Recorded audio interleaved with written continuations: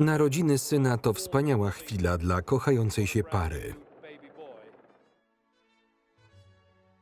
Książęta pałacu. W ich żyłach płynie królewska krew sprzed 1066 roku. Czy działa tu radio? Niewielu 90-latków wciąż uchodzi za modnych. Nie zmienił się z wiekiem, ale stał się czasem typowym brytyjskim zrzędliwym starcem.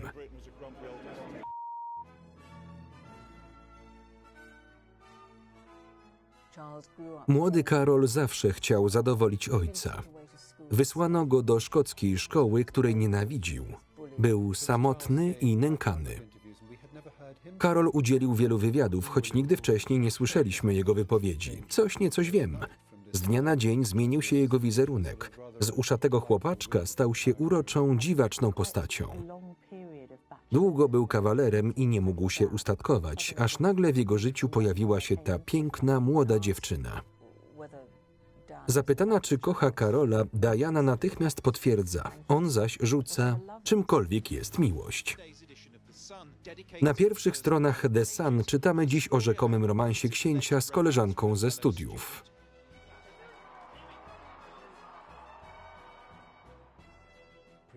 Książę Harry jest bardziej podobny do mamy. Obecnie to chyba najbardziej lubiany członek rodziny królewskiej. Nie mam już czegoś takiego jak życie prywatne. Nie zamierzam tu siedzieć, kiedy wszyscy korzystają z Twittera i innych portali. Ludzie widzą w nich część kultury celebrytów. Tak nie jest. Oni uważają się za część historii. Książęta pałacu.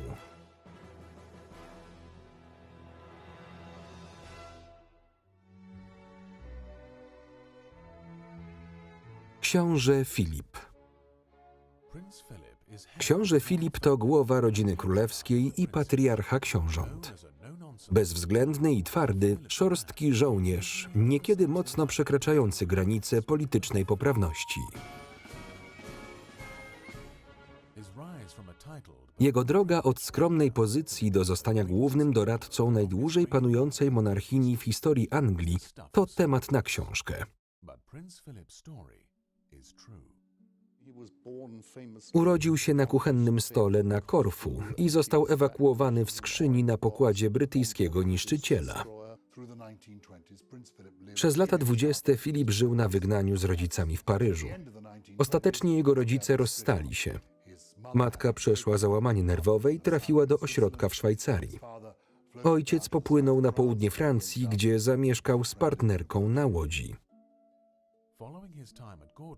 Po szkole wojskowej w Gordonstoun w 1939 roku Filip wstępuje do królewskiej marynarki wojennej. Był niezwykle przystojny i zawsze wysportowany. Był jak grecki Bóg.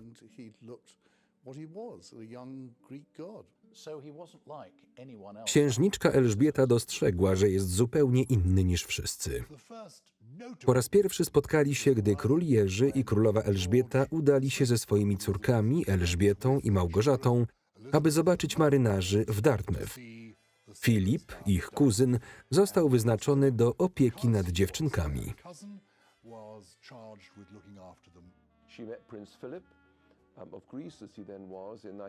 Księcia Filipa poznała w 1939 roku, gdy ten był eleganckim kadetem marynarki wojennej w Dartmouth.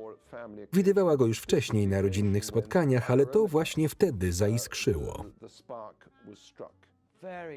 Niezwykle elegancki i przystojny, jedyny w swoim rodzaju. Dla 13-letniej Elżbiety był uosobieniem wspaniałego, przystojnego księcia. Od tamtej pory liczył się tylko on.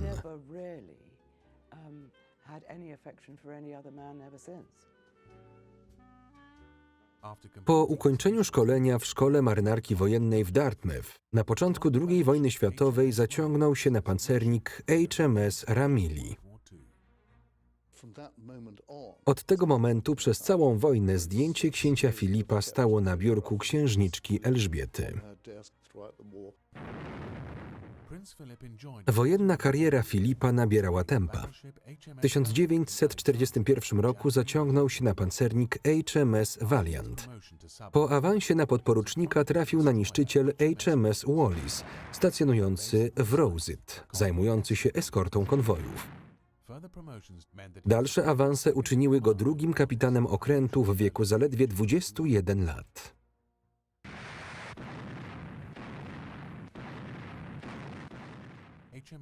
HMS Wallis wziął udział w alianckiej inwazji na Włochy z lądowaniem na Sycylii w lipcu 1943 roku.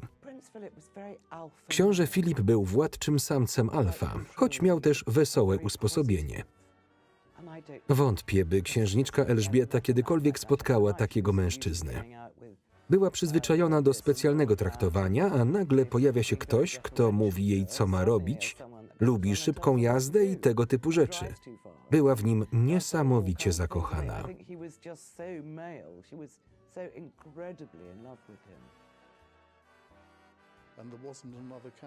Angielscy arystokraci stanowili słabą konkurencję. Nijacy, nierzadko obcokrajowcy i politycznie nieodpowiedni, ponieważ walczyli po stronie Niemiec.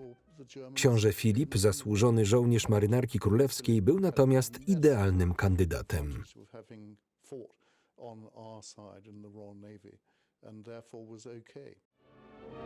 W domu rodziny królewskiej.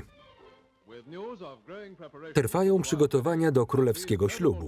Pojawiają się zdjęcia rodziny królewskiej w towarzystwie podporucznika Filipa Mountbattena. Ludzie na dworze nie wiedzieli, kim on jest. Elżbieta była idealną księżniczką. Piękna, dobrze wychowana, wiedziała, jak się zachować. Nikt jednak nie znał księcia Filipa.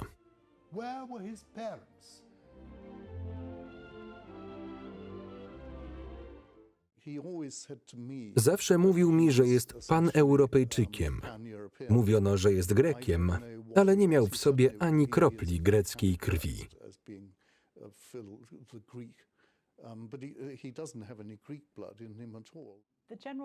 W powszechnej opinii małżeństwo Elżbiety i Filipa było jak z bajki. Setki tysięcy zgromadziło się przed pałacem. Było to jedyne dobre wydarzenie, które zakończyło okropną dekadę. Królewski ślub. Księżniczka Elżbieta i podporucznik Philip Mountbatten, opactwo westminsterskie, 20 listopada 1947 roku. Największe królewskie święto w Wielkiej Brytanii od czasu koronacji obchodzone jest w atmosferze radości i przepychu.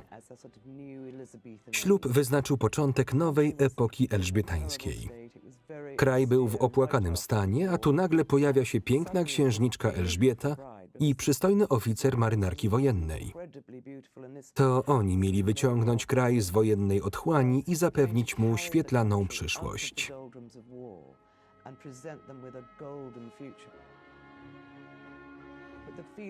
Lecz to bajkowy ślub wywarł na ludziach największe wrażenie.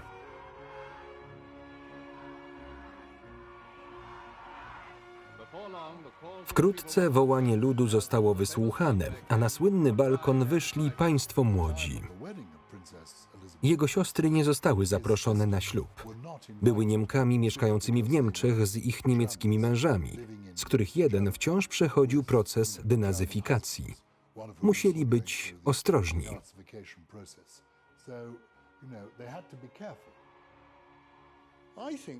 Dla brytyjskiej opinii publicznej małżeństwo Filipa z przyszłą królową było wyczekiwaną ulgą po okresie surowych ograniczeń.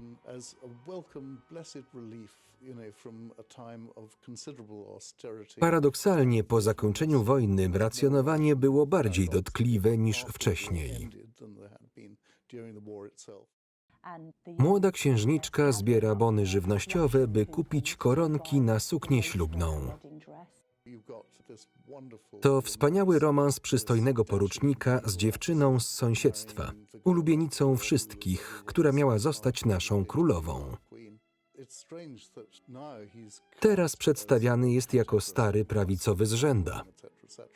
Gdy po raz pierwszy pojawił się na scenie, uważano go za niebezpiecznego lewaka. Wielu Anglików, a w szczególności dworzan, nie miało pojęcia, kim był ten człowiek. Filip nadal piął się po szczeblach kariery w marynarce. W 1952 roku został mianowany jej dowódcą.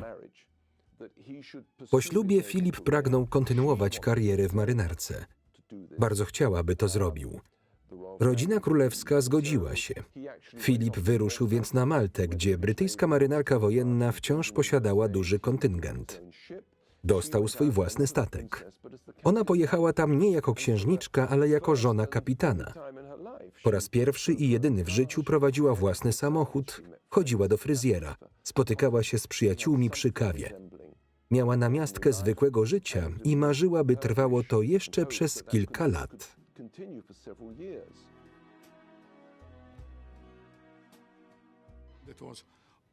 Po prostu chciała się dobrze bawić. Nic jej nie ograniczało. To było dla niej coś nowego. Myślę, że oficjalnie ona rządziła, ale w życiu prywatnym to Filip przejmował stery. Przez większość czasu zdawał się jej szefować. Kiedyś usłyszałem, jak nawet przeklinał w jej obecności.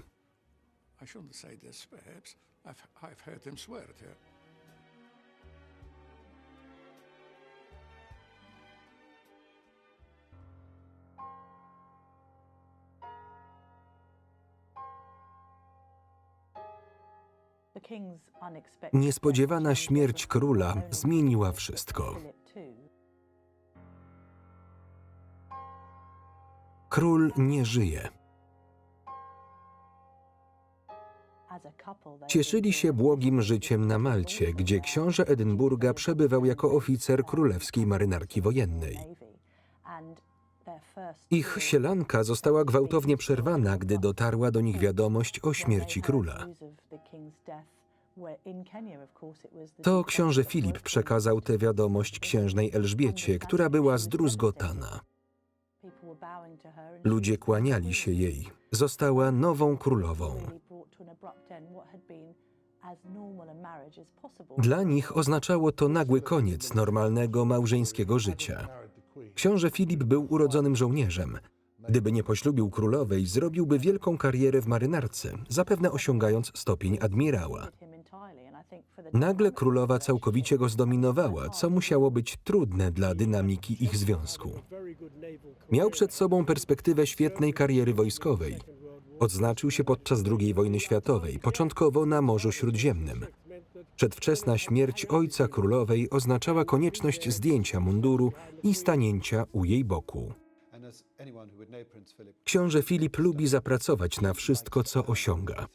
Nie podobał mu się pomysł nagłego mianowania go admirałem, feldmarszałkiem i dowódcą królewskich sił powietrznych bez żadnych zasług. Kiedy na wczesnym etapie małżeństwa Filip wyruszył w samotny rejs statkiem Britannia, ludzie plotkowali o kłopotach w małżeństwie. Zawsze plotkowano o romansach księcia Filipa. Pamiętam, jak powiedział mi, gdybym spłodził tyle dzieci, ile podobno spłodziłem, nie miałbym czasu na nic innego. Królowa i książę Filip są doskonale dobrani. Związała się z kimś swojej rangi. Pewnego wieczoru wybrałem się z nimi do teatru i zasiadłem w loży królewskiej. W przerwie stanąłem z boku sali z księciem Filipem. Rozejrzał się po zatłoczonej sali, szukając wzrokiem królowej. Była otoczona ludźmi, którzy kłaniali się jej i ściskali jej dłoń. Oparł się o ścianę z drinkiem w ręku i spojrzał na nią nad głowami zebranych. Uśmiechnęła się do niego, a on porozumiewawczo uniósł szklankę w jej kierunku. Z pewnym zaskoczeniem zdaliśmy sobie sprawę, że jesteśmy małżeństwem od 25 lat.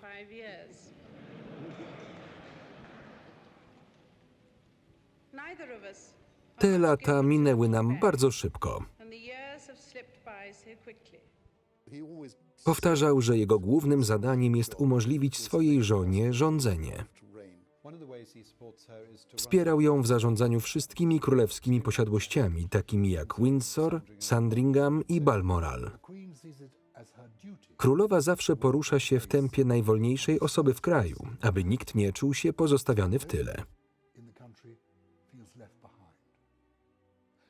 Podczas gdy książę Filip był niezwykle energiczny i parł do przodu w swoich działaniach, królowa szła miarowo, bez pośpiechu.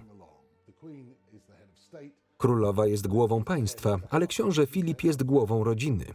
Ludzie muszą się z nim liczyć. Mamy szczęście żyć w szczęśliwych i zgodnych rodzinach. Los obdarzył nas też wspaniałymi dziećmi.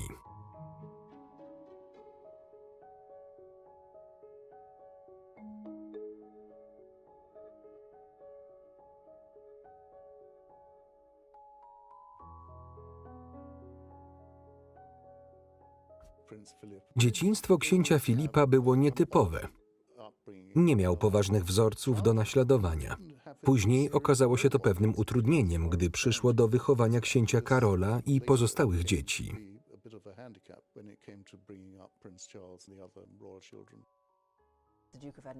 Książę Edynburga po prostu nie rozumiał swojego syna. Miał bardzo trudne relacje z Karolem. Nie rozmawiali ze sobą jak ojciec z synem. Z takim ojcem musiało być ciężko.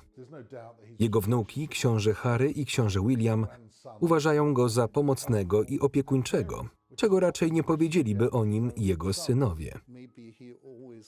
Być może książę Karol zawsze wydawał mu się irytujący, a porażka jego małżeństwa z księżną Dianą była dla niego winą zarówno jego syna, jak i synowej. Sama królowa jako pierwsza przyznała, że książę Filip nie przebiera w słowach. Ma swoje zdanie na każdy temat i nie boi się go wyrażać. Taki ma styl. Nie lubi pogaduszek, nie cierpi błazenady i chętnie prowadzi głębokie, naukowe rozmowy. Zawsze uważałem go za niezwykle zabawnego.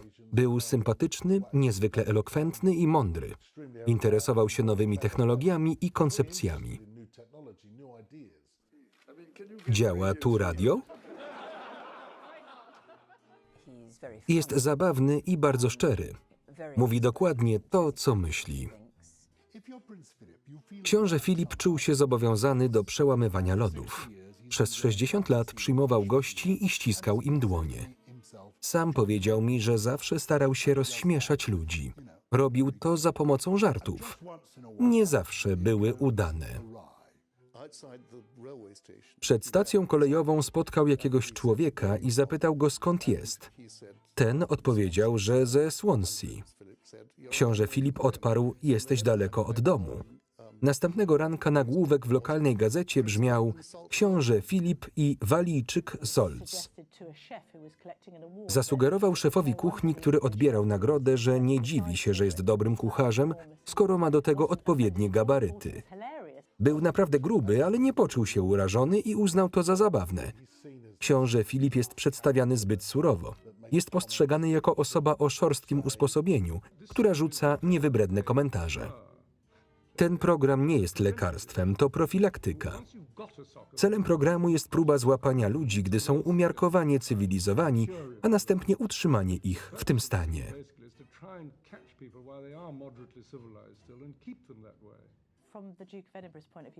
Książę Edynburga tłumaczył się, że on tylko mówi, co myślą inni.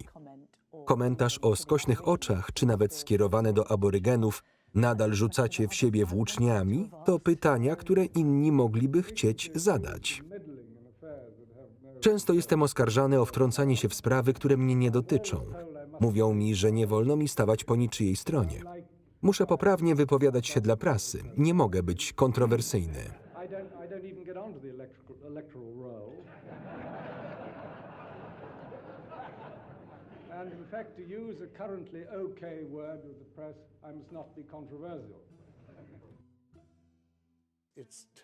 Dziennikarzom łatwo jest przyczepić się do rzekomego błędu.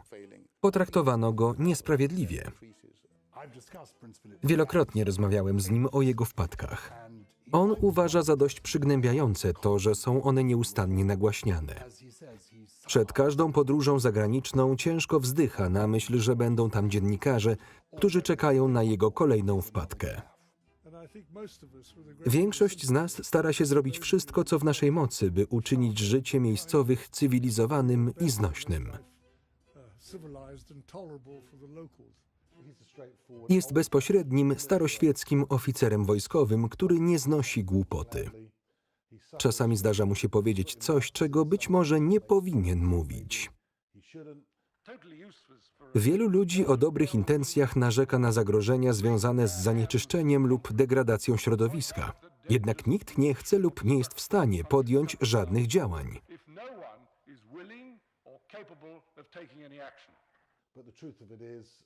Wynika to z faktu, że pochodzi z innej epoki. To człowiek z pokolenia, które mówi to, co myśli, a czasem ludziom się to nie podoba. Poruszające przemówienia spłyną niczym ściek pod mostem, jeśli nie pójdą za nimi radykalne działania. Z czasem okaże się, czy osoby u władzy będą w stanie wziąć na siebie odpowiedzialność i działać wystarczająco szybko, aby temu zaradzić.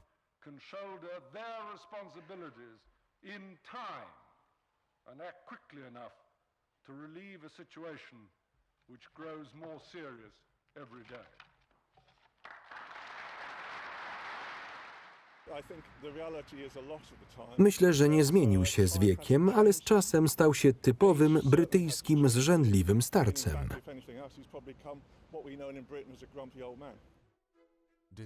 Pomimo swoich lat, książę Filip wciąż ciężko pracuje, aby wspierać królową, w czym pomaga mu jego pełna młodzieńczego entuzjazmu postawa.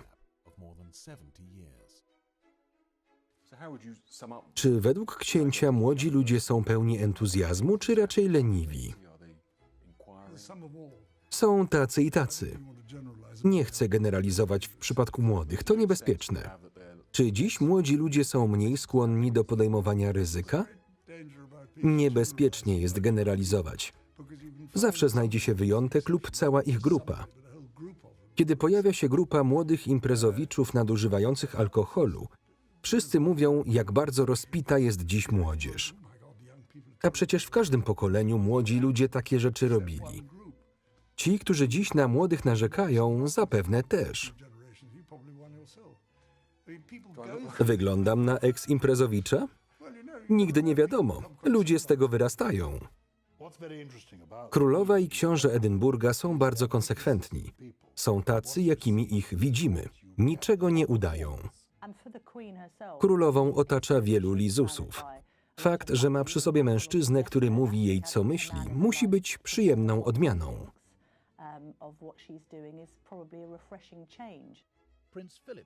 Osobiste przemyślenia księcia Filipa na temat rodziny i półwiecza małżeństwa.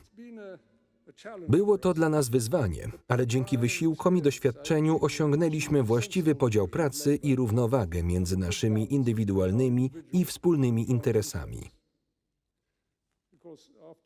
Po 50 latach mam naturalnie ogromną skłonność do udzielania rad. Problem w tym, że żadne małżeństwo nie jest takie samo. Jednak to tolerancja jest niezbędnym składnikiem każdego szczęśliwego małżeństwa. Gdy wszystko idzie dobrze, może nie być tak ważna, ale jest absolutnie niezbędna, gdy pojawiają się trudności. Wiemy, że między księciem a królową były kłótnie. Kiedyś pokłócili się o jego styl jazdy, po czym książę zasugerował, że powinna wysiąść z samochodu. Po 60 latach w każdym małżeństwie zdarzają się takie kłótnie. Obawiam się, że książę Filip zbyt często musiał mnie wysłuchiwać. Ciężko go skomplementować, jednak przez te wszystkie lata był moją siłą i wsparciem.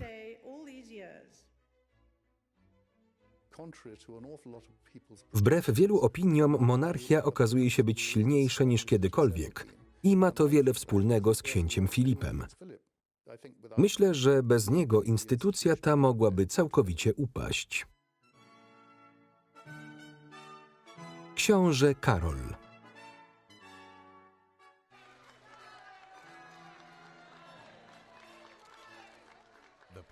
Książę Walii jest pierwszym w kolejce do tronu, choć prawdopodobnie będzie jednym z najstarszych książąt, którzy kiedykolwiek na nim zasiedli. Jeśli królowa będzie żyła tak długo jak jej matka, zasiądzie na tronie dopiero w wieku 77 lat. W niezwykły poniedziałkowy poranek naród szykuje się do świętowania. Książę Karol urodził się w pałacu Buckingham 14 listopada 1948 roku. Zabrano go od niej, gdy miał zaledwie 10 dni, ponieważ po urodzeniu Karola zachorowała na odrę. Nie zbudowali tej wyjątkowej więzi między matką a dzieckiem. Po wstąpieniu królowej Elżbiety na tron w 1952 roku został zarówno następcą tronu, jak i księciem Kornwalii. Opiekowały się nim wtedy głównie nianie. Jedna niania przerażała królową. Była straszna. Królowa naprawdę nie lubiła chodzić do pokoju dziecięcego. Był to kolejny czynnik, który trzymał królową z dala od Karola. Karol miał bliższy kontakt ze swoją babcią niż ze swoją matką.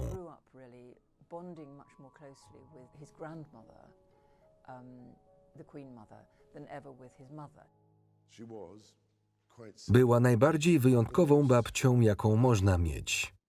Byłem jej całkowicie oddany.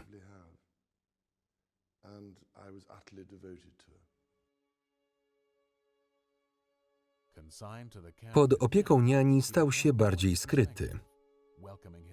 Witał się z matką uściskiem dłoni, nie przytulał się do niej.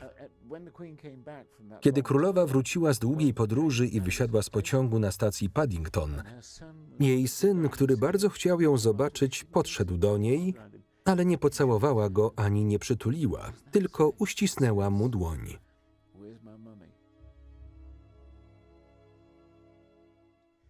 Karol zawsze chciał przypodobać się ojcu. Zawsze pragnął jego aprobaty, której nigdy nie uzyskał.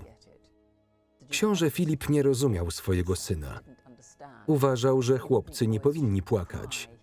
Należało być opanowanym i kontrolować swoje emocje, a Karol tego nie potrafił. W 1958 roku książę Karol został księciem Walii, po tym jak w 1936 roku król Edward VIII abdykował, by poślubić Wallis Simpson. Książę Karol przybywa ze swoim ojcem, najbardziej popularnym chłopcem w szkole. Został wysłany do szkoły w Szkocji, której nienawidził. Był tam samotny i nękany. Byłby o wiele szczęśliwszy gdzieś w Eton, gdzie byłby blisko swojej rodziny, zwłaszcza babci. Przeżył nieszczęśliwy okres wiele kilometrów od wszystkiego, co znał. W rzeczywistości prasa jako całość tak naprawdę nie wiedziała, gdzie jest Gordonstoun i w ich przekonaniu musieliby wspinać się po wrzosowiskach, aby znaleźć to miejsce. Pobyt księcia Karola w Gordonstoun ma na niego negatywny wpływ. Natomiast książę Filip uwielbiał każdą minutę tam spędzoną. Sposób, w jaki Kurt Hahn zaaranżował ten system i całą filozofię.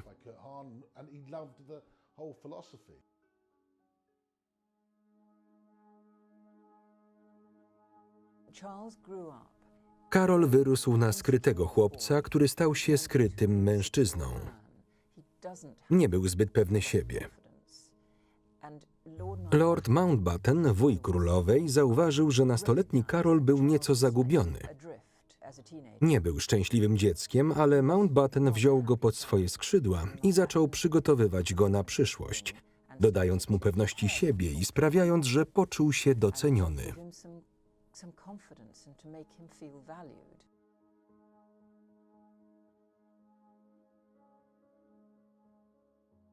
Książę Karol udzielił wielu wywiadów, ale nigdy wcześniej nie słyszeliśmy, jak przemawia.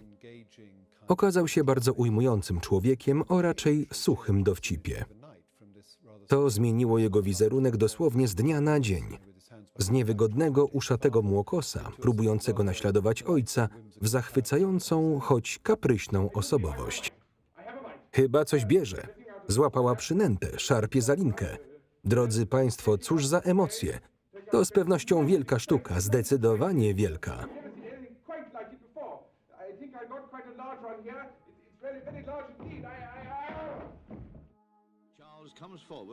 Karol przybywa, by przyjąć tytuł księcia Walii i hrabiego Chester. Miecz, tradycyjny atrybut hrabiego.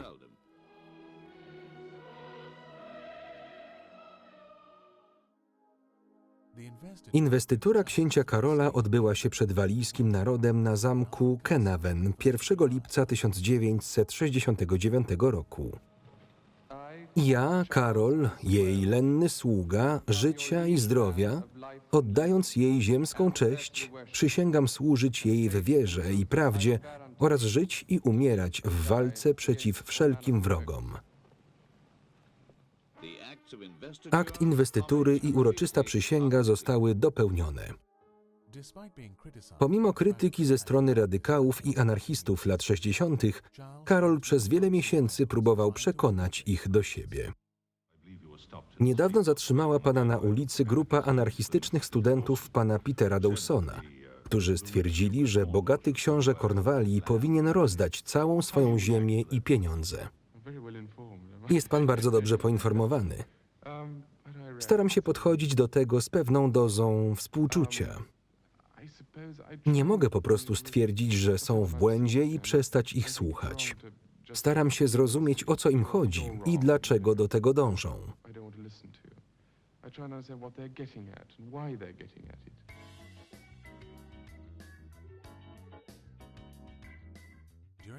W latach 70. Karol zasłynął ze swoich romansów z pięknymi kobietami oraz łatwością w nawiązywaniu kontaktów z gwiazdami muzyki i kina.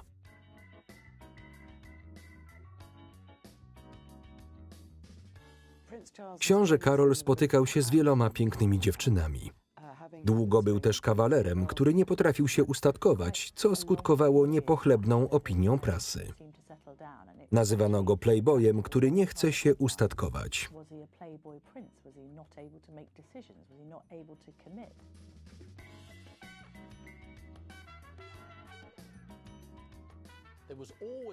Dziewczyny księcia Karola zawsze budziły ogromne zainteresowanie. Za każdym razem, gdy się z kimś spotykał, prasa aż huczała o potencjalnym ślubie.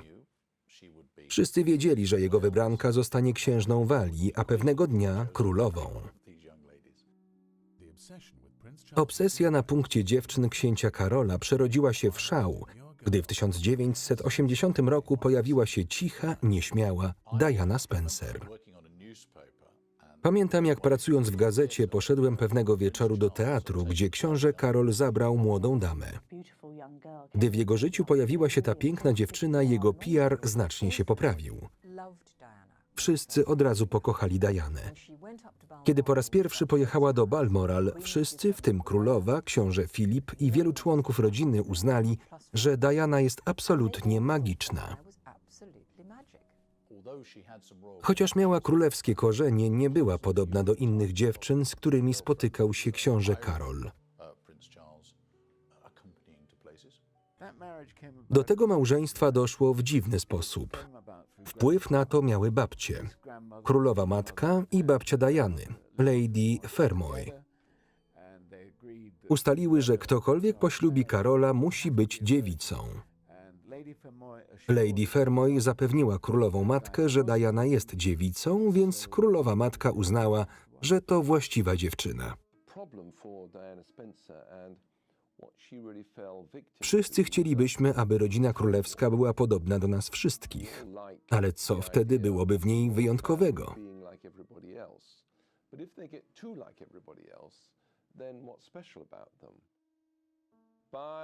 W latach 70., kiedy Diana Spencer pojawiła się na scenie, większość ludzi nie przejmowała się tym, czy panny młode były dziewicami, czy nie.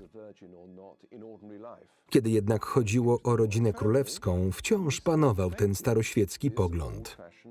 Diana była dziewicą, a to czyniło z niej doskonałą kandydatkę.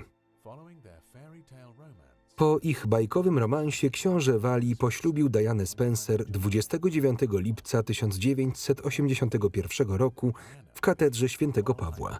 Diana została księżną Walii.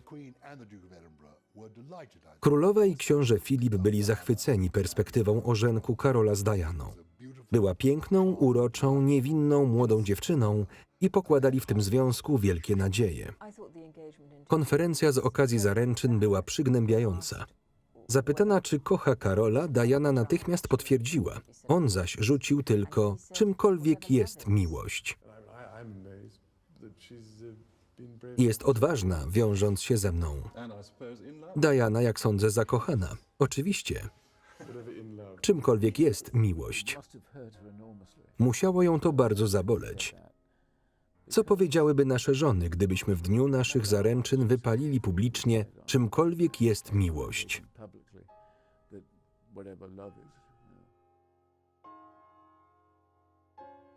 To była wiadomość dla Kamili. Kiedy Kamila poznała księcia Karola, zakochała się. Poszli razem do łóżka, ale to w pewnym sensie automatycznie wykluczyło ją jako przyszłą królową. Książę Karol i Diana mieli 2 synów. Księcia Williama, urodzonego w 1982 roku, i księcia Harry'ego, urodzonego w 1984 roku. Rozłam w związku Karola i Diany zaczął pojawiać się pod koniec lat 80. Jej problemy wynikały z dzieciństwa. W tamtym czasie Karol nie rozumiał tego. Żyła w swoim romantycznym świecie. Czytała romantyczne powieści Barbary Cartland. Myślała, że królewskie życie będzie jak z bajki. Nie miała przy sobie żadnego systemu wsparcia ani rodziny.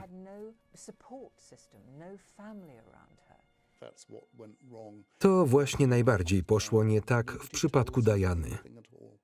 Nikt jej nic nie powiedział. Jednym z zadziwiających sukcesów księcia Filipa jest to, że nikt mu nic nie powiedział. Instynktownie wiedział, jak się zachować. Inni nie zostali wtajemniczeni i to była największa tragedia księżnej Diany.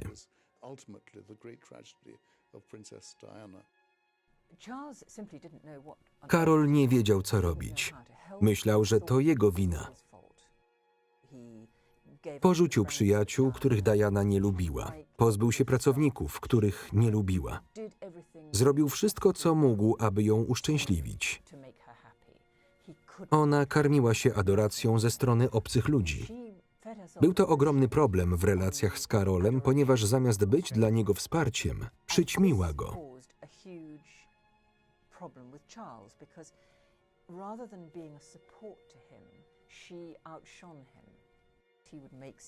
On wygłaszał przemówienia, a prasa je ignorowała i rozpisywała się o fryzurze Diany, jej strojach czy o ewentualnej ciąży.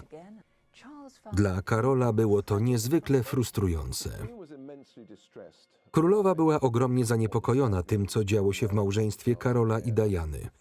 Martwiło ją szczęście pary i ich zdolność do bycia rodzicami Williama i Harry'ego, których bardzo kochała jako babcia i którzy byli również przyszłością rodziny królewskiej.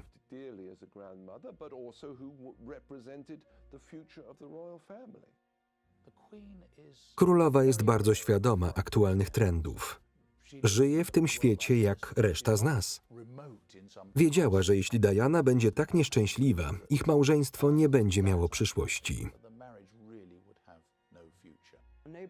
Nikt nie spotyka się z królową bez wcześniejszego zaproszenia.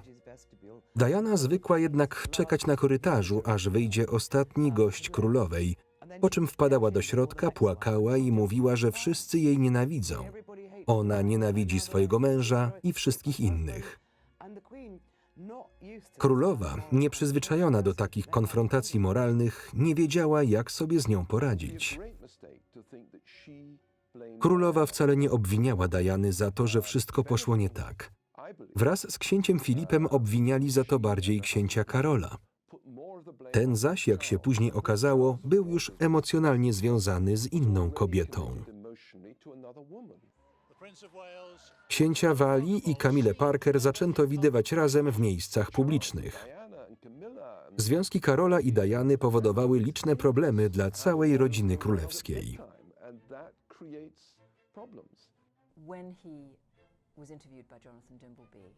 Kiedy Jonathan Dimbleby zapytał go, czy dopuścił się zdrady, odpowiedział tak, ale dopiero gdy małżeństwo nieodwracalnie się rozpadło. Z jakiegoś powodu opinia publiczna postanowiła mu nie wierzyć, ale uwierzyć w wersję Diany, zgodnie z którą Camilla zawsze była przy nim, więc nigdy nie było dla nich szans. Doszedłem do wniosku, że o wiele łatwiej byłoby mieć 2 żony.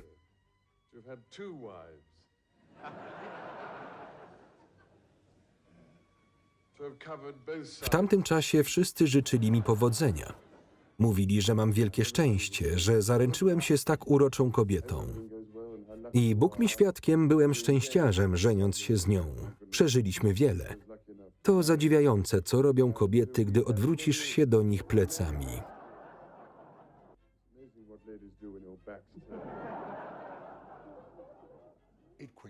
Sytuacja szybko się popsuła.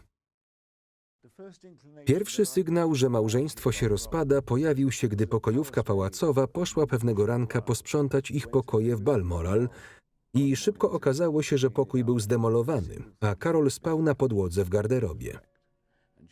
Wszystkie pary się kłócą, ale ta nigdy nie przestawała.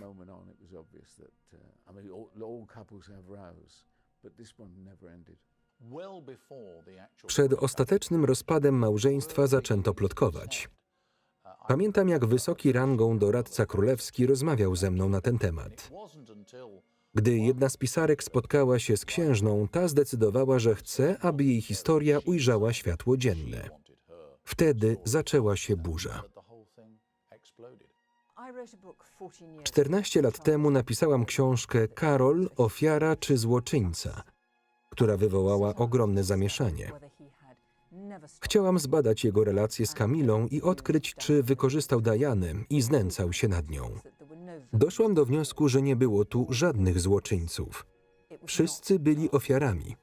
Każde z nich miało swoje potrzeby, ale zarazem nie byli w stanie sobie pomóc.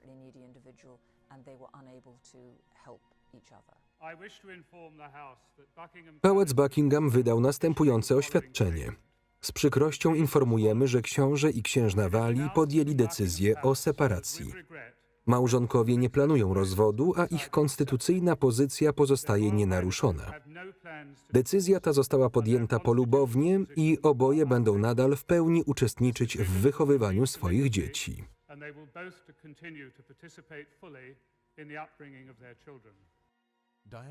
Diana nadal mieszkała w pałacu Kensington i wychowywała dzieci, lecz jej styl życia i wybór partnerów zaczynał destabilizować nie tylko rodzinę, ale i monarchię.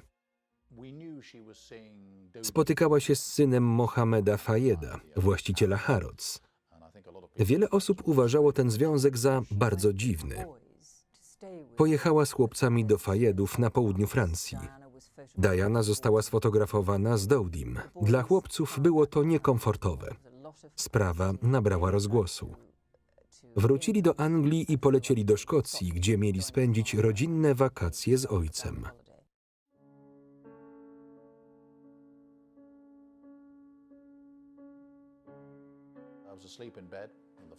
Spałem, gdy jeden z moich szefów zadzwonił do mnie z informacją, że w Paryżu doszło do wypadku. Zginął Dodi Fayed i przypuszczalnie księżna również.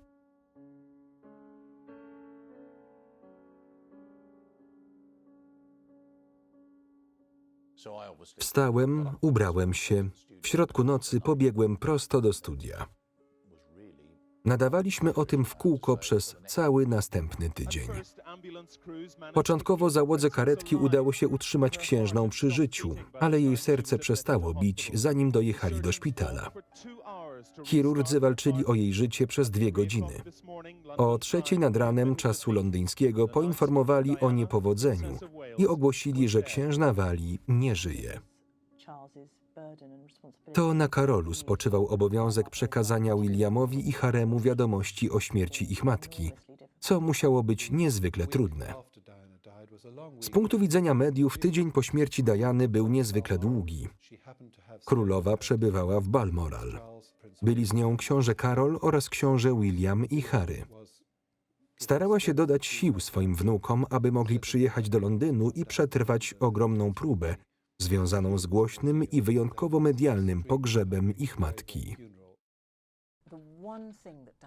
Diana ofiarowała swoim dzieciom prawdziwą miłość i bezpieczeństwo na początku ich życia. Personel ją uwielbiał. Często zabierała Williama i Harego do kuchni na herbatę i przysmaki. Jeśli jednak podawano ją na górze, zabierała chłopców do kuchni, by podziękowali obsłudze. Camilla Parker Bowles była w długoletnim związku z księciem Karolem. Od czasów jego konfliktu z Dianą aż do stopniowego wzmocnienia jej relacji z Karolem po śmierci księżnej. Jej babcia była kochanką poprzedniego księcia Walii. Kiedy spotkali się po raz pierwszy, powiedziała księciu Karolowi, że jej babcia sypiała z jego dziadkiem. Jak miałby jej odmówić?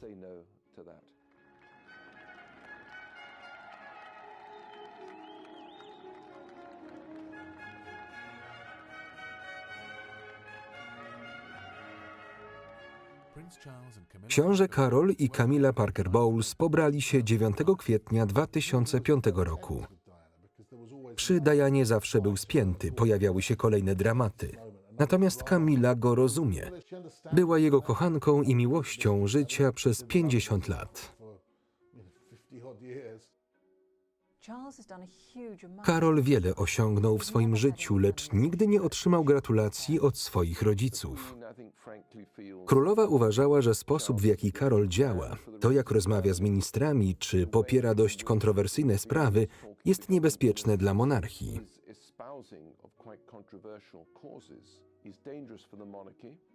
Księciu Karolowi nie było łatwo pokonać przepaść między sztywnym poglądem ojca na bycie mężczyzną, a jego własnym, bardziej wrażliwym podejściem.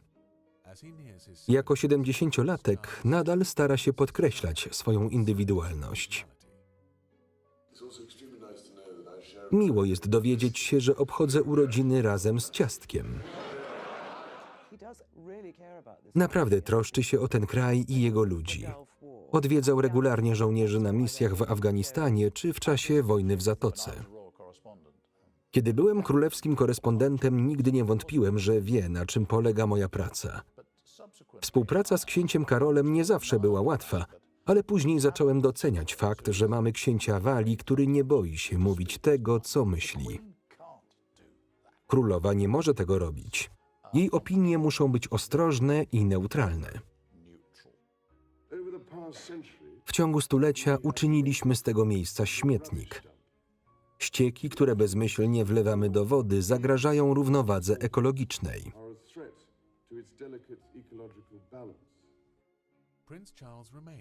Książę Karol pozostaje królem w oczekiwaniu, gotowym wnieść swój wkład. Wątpię, by nadal chciał wypowiadać się na każdy temat. Wie, że zadaniem monarchy jest utrzymywanie neutralnego stanowiska. Ze względu na długie panowanie królowej Elżbiety, książę Karol raczej nie wzbudzi takiej ekscytacji, jaka towarzyszyła młodziutkiej królowej. Ten zaszczyt przypadnie najpewniej księciu Williamowi.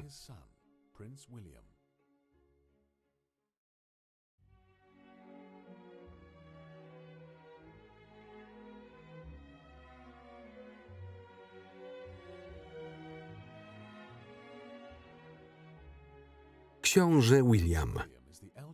Książę William jest starszym synem księcia Walii i księżnej Walii, Diany. 29 kwietnia 2011 roku po ślubie z Kate Middleton królowa nadała mu tytuł księcia Cambridge.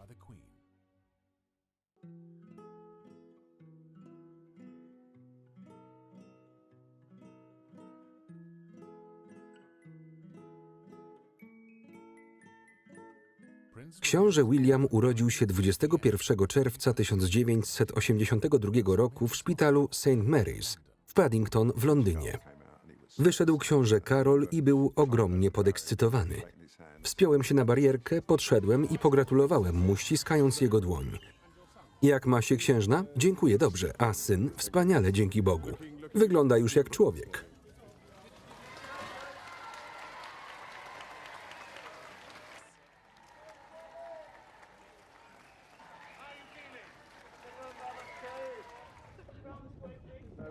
Która strona najpierw?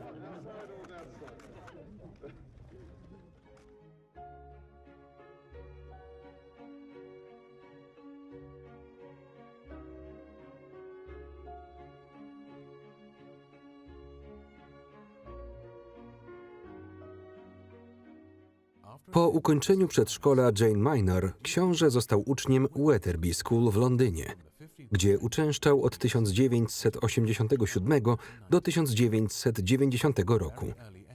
Od najmłodszych lat zdawał sobie sprawę z czekających go wyzwań.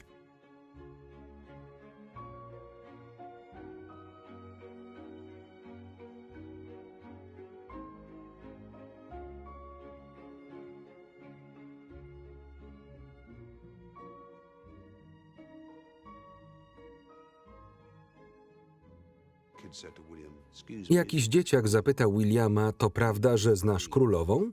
A ten spojrzał na niego i odparł, masz na myśli babcię? Pamiętam, jak kiedyś usiłował wbiec na boisko do gry w polo. Złapała go niania i zbeształa. Na twarzy Williama pojawiły się łzy, po czym pobiegł do matki, a ta posadziła go sobie na kolanach i zaczęła uspokajać.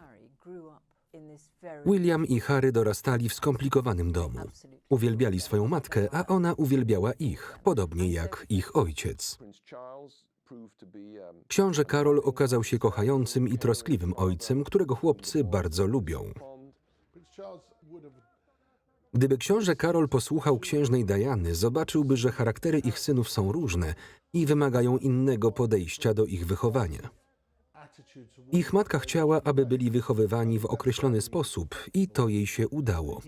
Zabierała ich do McDonalda, zabierała na spacery, aby zobaczyli ludzi bezdomnych i próbowała uświadomić im, że jako książęta są wyjątkowo uprzywilejowani i nie każdy miał takie szczęście.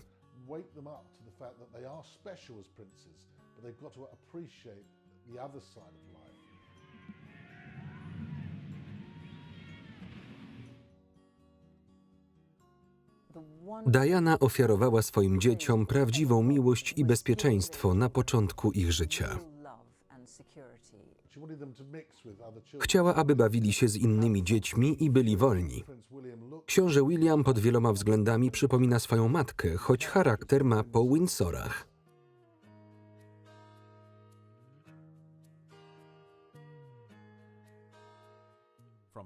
Od września 1990 do 1995 roku książę uczęszczał do szkoły Ladgrove w Berkshire.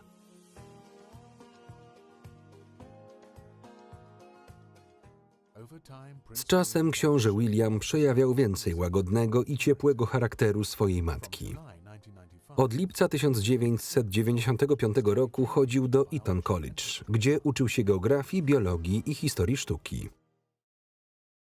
Przyzwyczaił się do tego, że jego rodzina ciągle znajdowała się w centrum uwagi mediów, ale teraz trafiali na pierwsze strony gazet z nieciekawych powodów.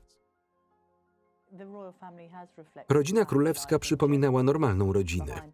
Za bramami pałacu mierzyli się z normalnymi problemami i emocjami. W rzeczywistości żyli pod większą presją niż my wszyscy, gdyż ich ruchy były dokładnie obserwowane. Jeśli związek przechodzi kryzys, kamery są w stanie to wychwycić. Tak było w przypadku księcia Karola i Diany. Książę Filip powiedział mi kiedyś, takie rzeczy zdarzają się w każdej rodzinie. Radzą sobie z tym tak jak wszyscy, a ich reakcja była podobna do reakcji rodziców z ich pokolenia. –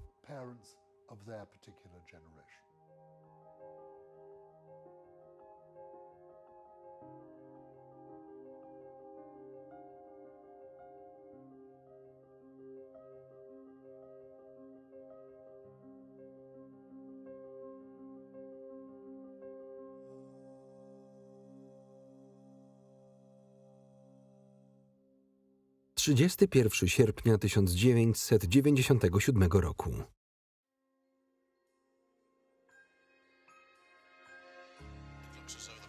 Księżna zmarła po około 4 godzinach od strasznego wypadku.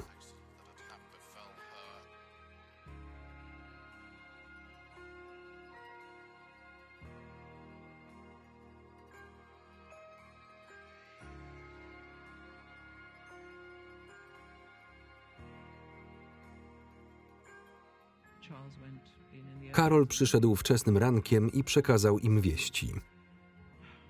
Nie wiadomo, co działo się w tym pokoju. To musiało być absolutnie druzgocące.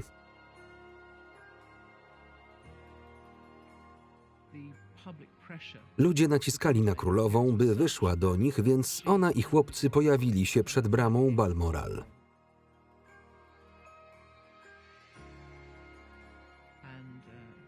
Widok tych wszystkich kwiatów i zniczy musiał być dla nich bolesny.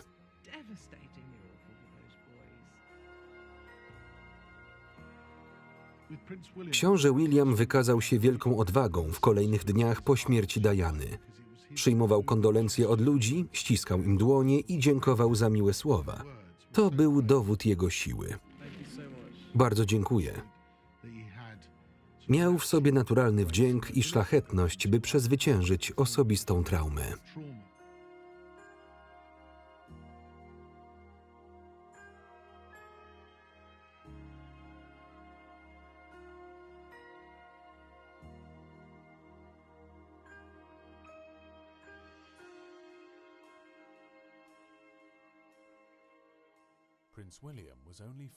Książę William miał zaledwie 15 lat, gdy księżna Diana zginęła w Paryżu w 1997 roku. Wraz z księciem Harrym szli w kondukcie za trumną matki, co stało się jednym z najbardziej przejmujących obrazów XX wieku. Ilekroć widzę zdjęcia książąt za trumną księżnej Diany, przypominam sobie, jak wszyscy czuliśmy się zdruzgotani ogromem ich straty.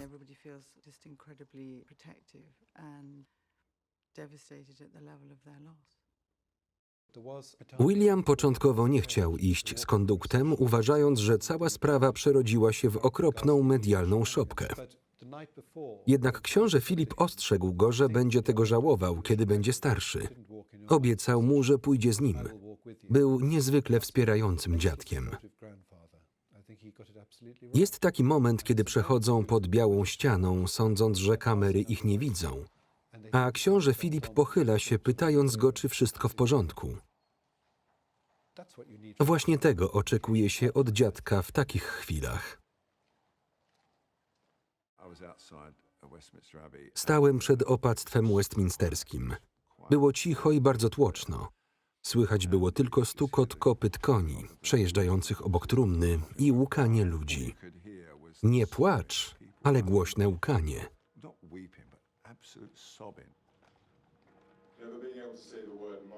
Nie móc już nigdy wypowiedzieć słowa mamo brzmi jak drobnostka. Dla mnie jest to już tylko słowo, puste i przywołujące jedynie wspomnienia. Jak tylko pogrzeb się skończył, pojechali z ojcem do Highgrove. Nie oglądali telewizji, nie czytali gazet. Po prostu spędzali czas z tatą. Nagle świat mógł zobaczyć, że tak naprawdę kochali swojego ojca, co zresztą zawsze robili.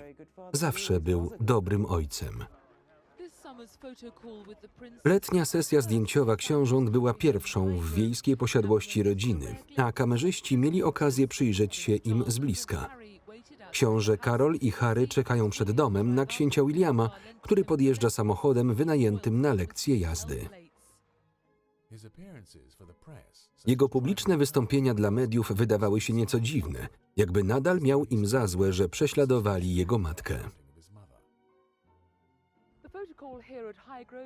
Sesje zdjęciowe w Highgrove zorganizowano tak, by książęta mogli cieszyć się resztą lata w spokoju.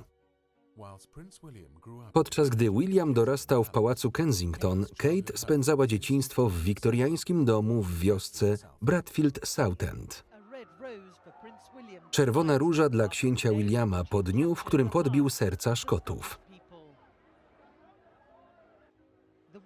Niegdyś nieśmiały książę znalazł się w centrum uwagi. Co człowiek musi teraz znosić?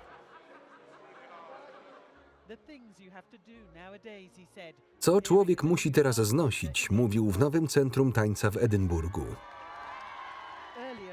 Wcześniej w Glasgow 19-latek został powitany jak gwiazda, gdy przybył do jednego z najbiedniejszych osiedli miasta. Zmęczony obecnością mediów, William postanowił spędzić lata studenckie z dala od nich i królewskiego życia. Książę z urokiem zwykłego chłopaka oczarował emerytów. Mówił, że nie może się doczekać studiów. To świetne miejsce i świetna społeczność.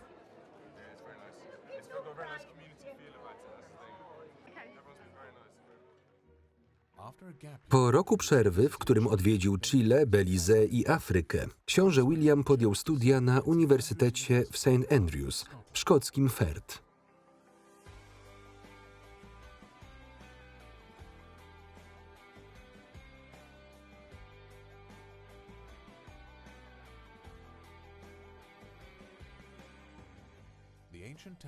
Miasto St. Andrews na wschodnim wybrzeżu Szkocji było idealnym wyborem. Małe, odosobnione, z zamkniętą społecznością studencką. Uczelnia uchodzi za najlepszą w Wielkiej Brytanii.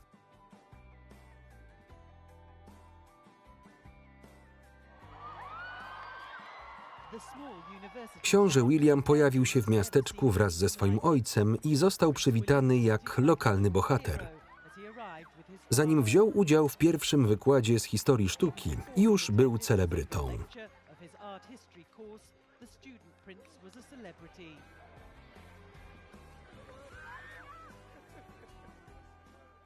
Przed przyjazdem do St. Andrews książę oświadczył, że chciałby być traktowany jak zwykły student. Jednak gdy połowa miasteczka przybyła, by go powitać, wydało się to odległą perspektywą. Miło mi. Bardzo dziękuję.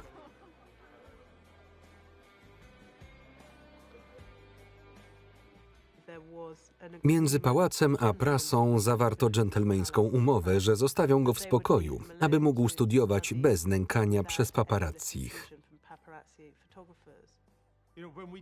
Nie wierzyłem, że umowa się utrzyma, ponieważ znam natarczywość brytyjskich mediów.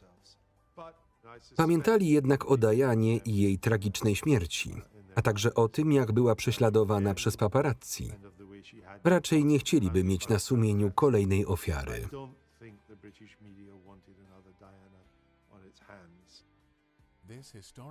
To historyczne porozumienie między pałacem a prasą oznaczało, że William miał szansę być normalnym, choć bardzo sławnym studentem.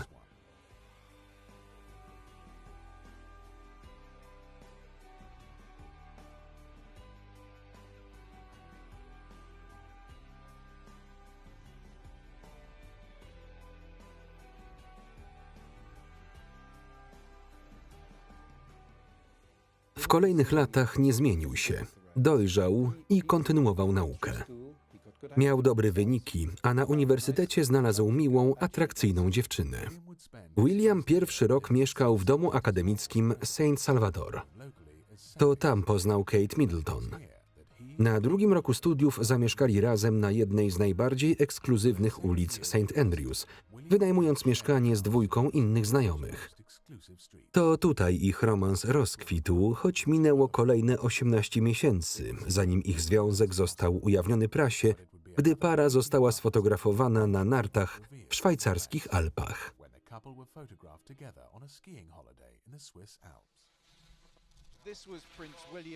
To książę William spędzający weekend na stoku w Clostis ze swoim ojcem, księciem Walii, na oczach fotografów.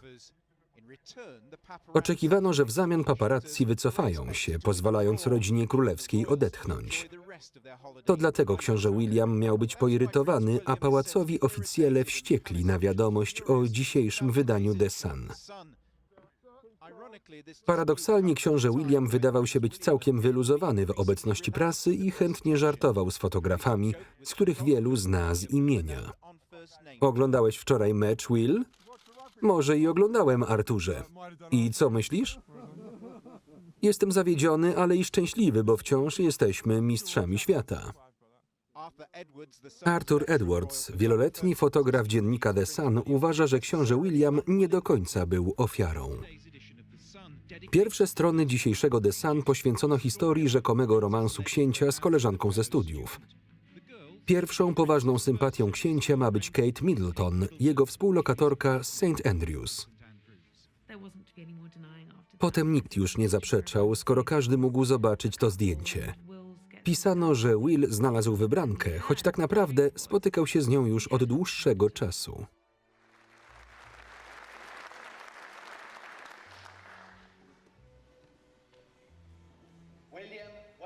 Wilhelm Wales.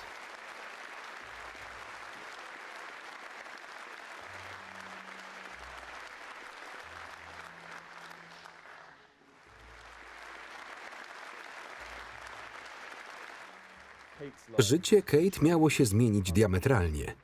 Była normalną dziewczyną z Marlborough College, a miała stać się jedną z najbardziej fotografowanych kobiet na świecie.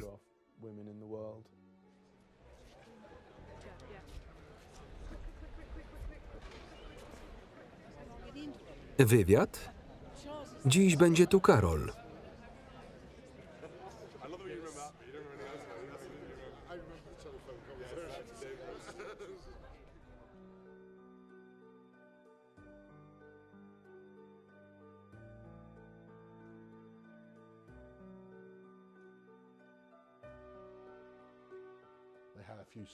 Mieli kilka rozstań, ale przez długi czas byli bardzo zgraną parą. Zupełnie nie jak Karol i Diana.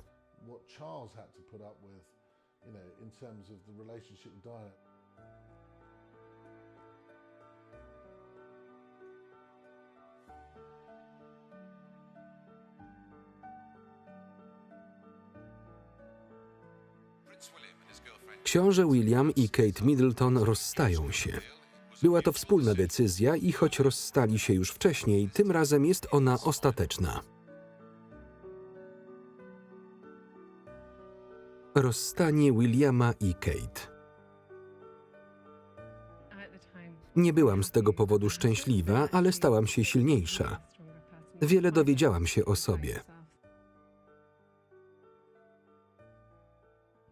Cenię sobie tamten czas. O tak. Stadion Wembley, 1 lipca 2007 roku. Z okazji 46. urodzin księżnej Diany, William i Harry zorganizowali koncert w hołdzie swojej matce. Spotkali się z gwiazdami hip-hopu i niedawno reaktywowanym zespołem Take That. Mówiło się też o zejściu się księcia Williama i Kate. Było wiele spekulacji na temat tego, czy Kate i William wrócili do siebie. Dzień przed koncertem zapytałam go, czy zaprosi Kate. Przyjdzie wielu moich znajomych. Możesz powiedzieć coś więcej. Przyjdzie wielu znajomych i zamierzamy się bawić świetnie. Zręczny unik. Dyplomatyczny. Zamiast burzliwego, bajkowego romansu księcia Karola i Diany, związek Williama z Kate Middleton był bardziej tradycyjny. Aż do 29 kwietnia 2011 roku, kiedy to para wzięła ślub. Miała wspaniałą sukienkę, pierścionek Diany i cieszyła się każdą chwilą. Chociaż było nerwowo, był to bardzo szczęśliwy moment w ich życiu. Nigdy nie widziałam Williama tak szczęśliwego. Po raz pierwszy od 1660 roku następca tronu żeni się z osobą z ludu. Książę William jest szczęśliwym mężem kobiety, która pod każdym względem jest idealna. Kolejna rodzina królewska. Kolejna bajkowa historia. Rodowód ma obecnie mniejsze znaczenie. Liczy się to, że jest ona odpowiednia do roli królowej.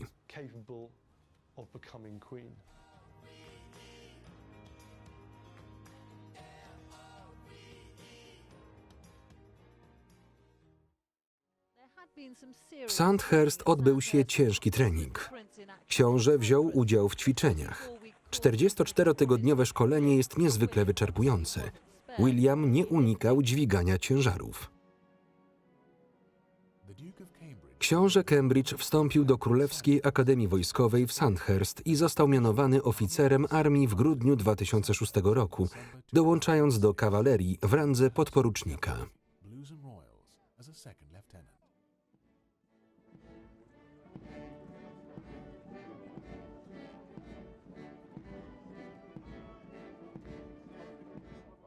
W przeciwieństwie do wielu młodszych ludzi skłóconych ze swoimi rodzicami i dziadkami, chłopcy są wyraźnie przywiązani nie tylko do Karola, ale także do swojej babci.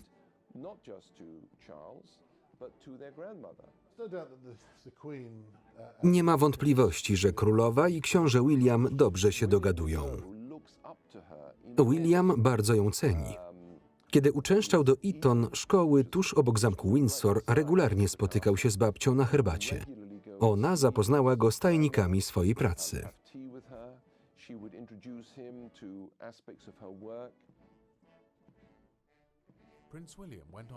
Książę ukończył szkolenie na pilota RAF-u w Królewskich Siłach Powietrznych, a uprawnienia uzyskał we wrześniu 2010 roku.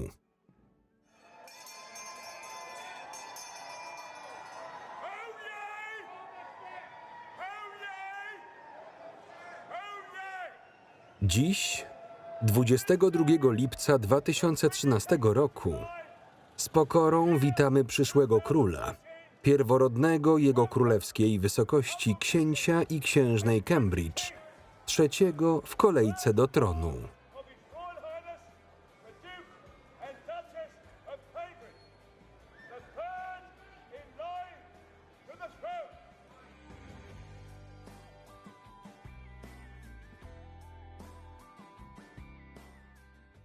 2 years after their wedding. W 2013 roku książę i księżna Cambridge ogłosili narodziny swojego pierwszego dziecka, Jerzego Aleksandra Ludwika. Ich drugie dziecko, Karolina Elżbieta Diana, urodziło się w 2015 roku. Oba maluchy urodziły się zgodnie z nową królewską tradycją w szpitalu St. Mary's w Paddington.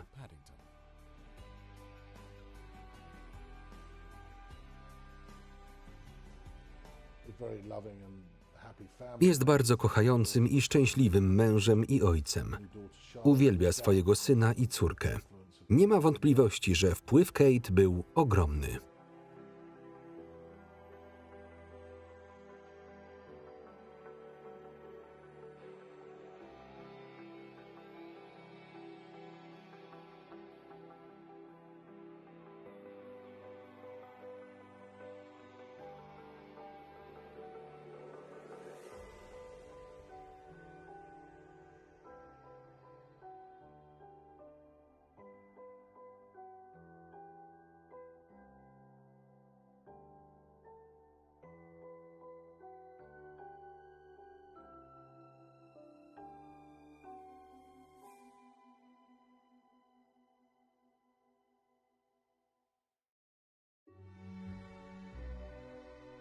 Książę Harry.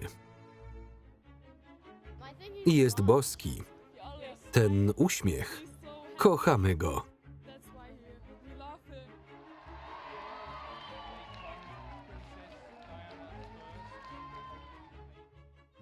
Książę Harry ma wyjątkowy charakter.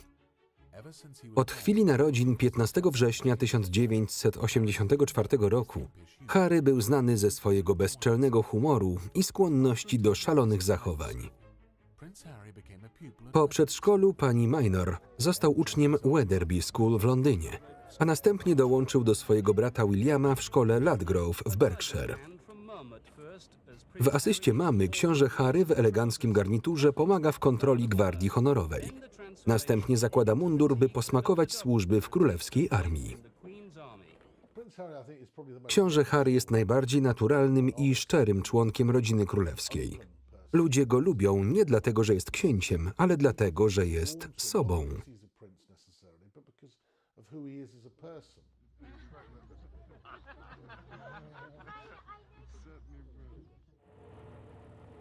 Po raz pierwszy zaangażował się w publiczne wystąpienie. Przekonał się też, że jako syn księżnej mógł liczyć na pewne książęce przywileje. Księżna opowiadała żołnierzom, że jej syn uwielbia wszystko, co związane z wojskiem. Choć jeszcze młody, książę Harry postanowił do nich dołączyć. Książę Harry, podobnie jak jego brat, uczęszczał do Eton College. Jest dużo poważniejszym facetem, niż się o nim mówi. Może nie jest najwybitniejszym studentem, ale to gość, który lata helikopterami. Był nawet na biegunie południowym. Najsłynniejszy uczeń Eton wraca dziś na zajęcia, ale księciu może być trochę trudno skoncentrować się na nauce. Miniony weekend był dla niego bardzo intensywny. 18 urodziny oznaczały dla niego przejęcie roli matki i pełnienie królewskich obowiązków. To nie przypadek, że pierwszym przedsięwzięciem księcia była wizyta na Great Ormond Street w Londynie. Diana była prezesem szpitala dziecięcego aż do swojej śmierci. 5 lat później książę zobowiązał się kontynuować rozpoczętą przez nią działalność charytatywną. Decyzja Harego o podjęciu inicjatywy jego matki spotkała się z aprobatą księcia Walii, który bez wątpienia odetchnął z ulgą, widząc, że problemy jego najmłodszego syna z alkoholem i narkotykami są już za nim. Może być księciem playboyem, jeśli tego chce, ale stać go na więcej. Zdarzały się z nim starcia, w których próbował zdenerwować mnie swoimi historyjkami. Mamy 3 Harrych: wrażliwca, bojownika i głupka.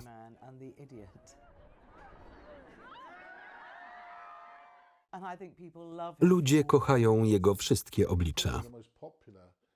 W tej chwili jest najbardziej lubianym członkiem rodziny królewskiej.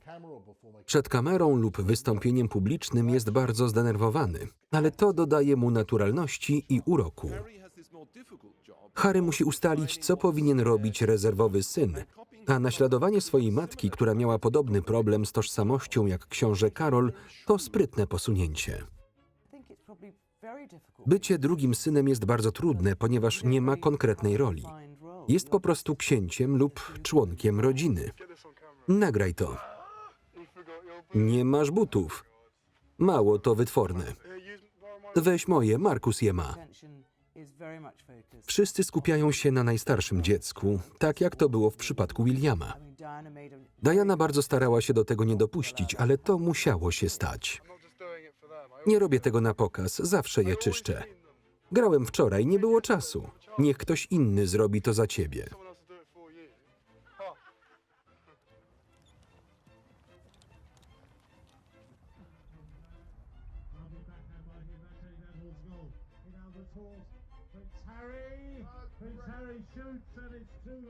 After completing his A-level, Po zakończeniu szkoły średniej zrobił sobie rok przerwy. Harry highlighted the W tym czasie książę Harry zajął się trudną sytuacją sierot w Lesotho. co-found the charity Podobnie jak wszyscy książęta, Harry zdecydował się na karierę wojskową, wstępując do Królewskiej Akademii Wojskowej w Sandhurst w 2005 roku. career. Rok później otrzymał stopień podporucznika w kawalerii królewskiej. Harry was commissioned in April 2006 as a second lieutenant in the Household Cavalry, Blues and Royals.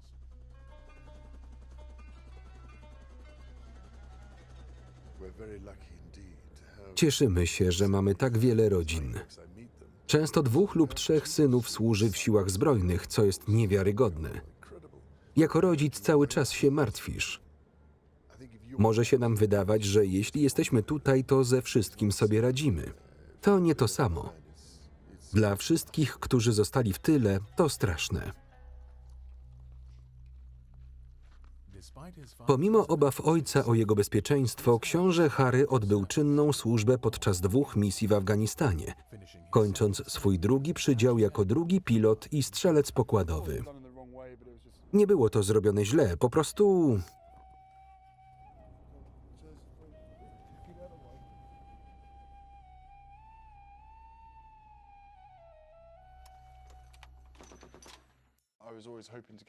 Zawsze liczyłem na awans. Przybyłem tu w Wigilię Bożego Narodzenia.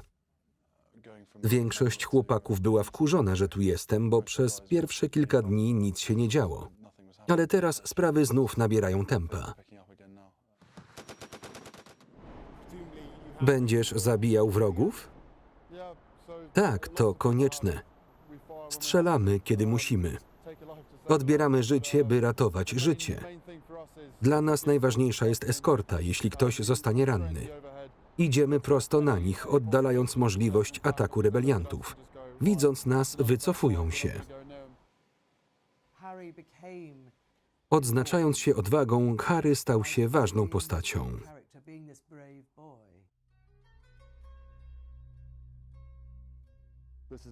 To moje łóżko. Nawet go nie ścielę, tylko to rzucam i gotowe. Nieźle.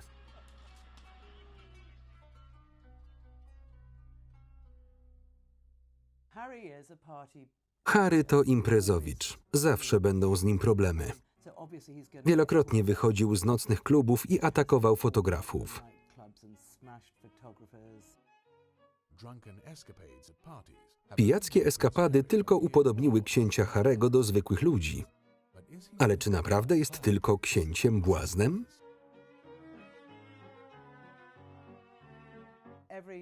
Każdy występek Harego wyciekł do prasy. Wszyscy uwielbiali, jak jest po prostu księciem Harrym. Jak ten słynny striptease w Vegas. To był klasyczny przykład tego, że jestem za bardzo żołnierzem, a za mało księciem. Nie chcę mówić, co ja o tym myślę, co myślą inni. Ostatecznie po prostu zawiodłem samego siebie, zawiodłem moją rodzinę, zawiodłem innych ludzi. Niemniej była to prywatna sprawa i każdy oczekiwałby pewnej dozy prywatności. Nie śpieszy mu się do ślubu. Nie musi, bo William i Kate mają potomstwo i kwestia sukcesji jest załatwiona.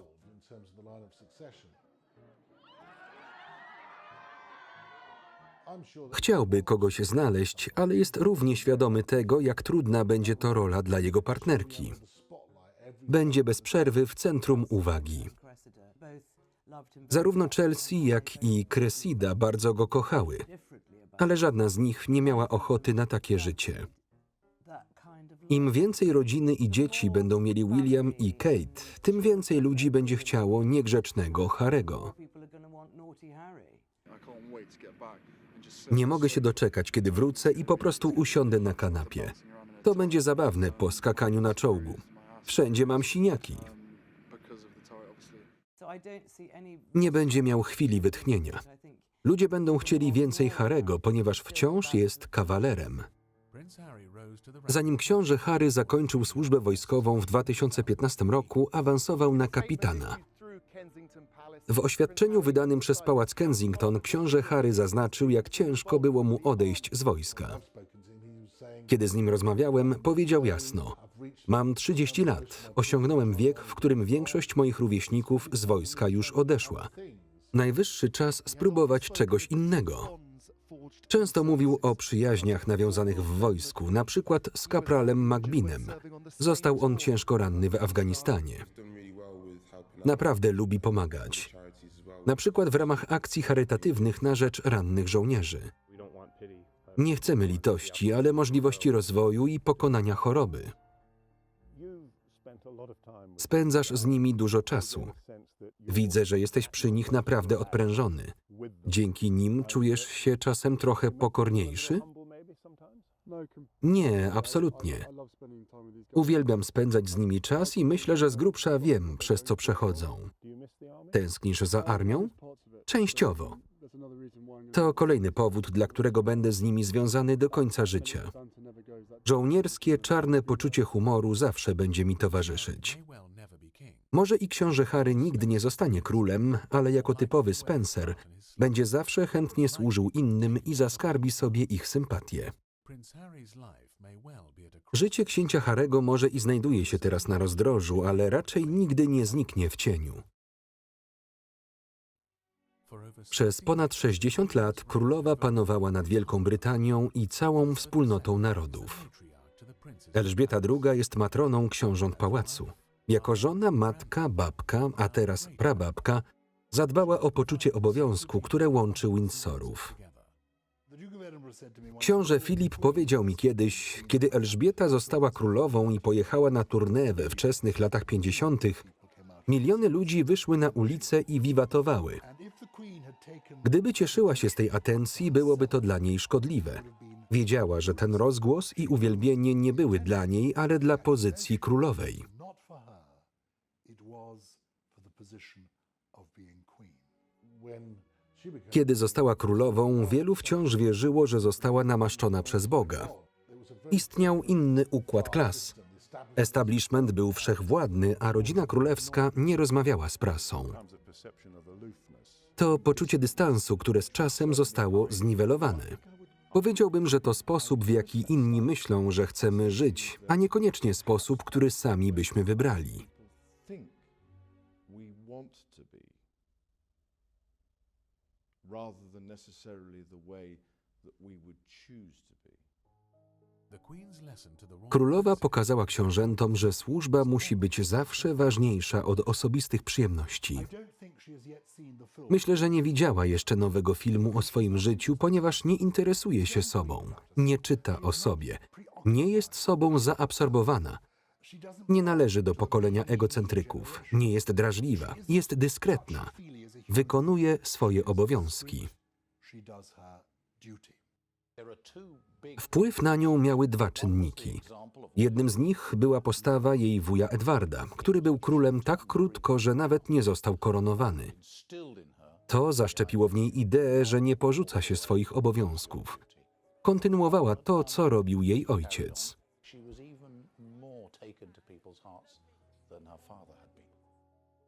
To gotowość do poświęcenia się dla narodu odróżnia przyszłego króla od księcia. Widzieliśmy, co książę William robi w Australii i Nowej Zelandii. Rodzina królewska jest jeszcze bardziej istotna w XXI wieku, niż byśmy tego chcieli. To 4 pokolenia rodu Windsorów. Książę Filip, książę Karol, książę William, książę Harry i książę Jerzy. Ma charakter. Podbija serca i umysły ludzi. Trudno przewidzieć, jakim będzie królem. Czy ta instytucja w ogóle będzie istnieć? Najpewniej tak. Starsze pokolenie książąt może czuć dumę, widząc, że młodzi książęta podtrzymali istotę monarchii, którą jest jednoczenie ludzi. to unite the people.